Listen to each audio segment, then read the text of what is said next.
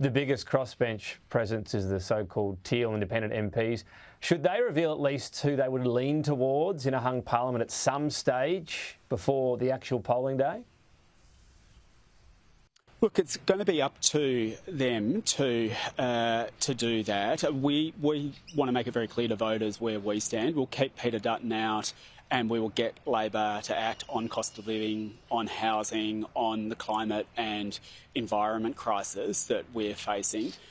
We've made our position very clear because we think that people are entitled to know that. I'll leave that up to others, but I think what people know is But don't you have a view on whether or not they should? Probably. If you're going to grow the crossbench and have people voting effectively for a hung parliament, shouldn't they have an idea of the flavour of it?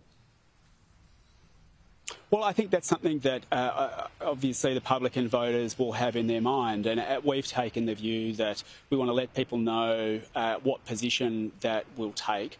And as I say, in a context where experts are predicting that is what is likely to happen, we think it's a once-in-a-generation chance, Tom, to make some real change on housing, to make some real change on taxing the big corporations, on climate and on the environment, and on some of those healthcare measures that we've led on, like being able to see the GP for free, that now Labor and it seems the Liberals say they adopt as well. So there's I actually think this time around, looking at it now, there's a huge appetite from the Australian public to say we want more voices there. Now, of course, I think that puts an obligation on us when we're there to say, well, there's got to be higher degrees of cooperation.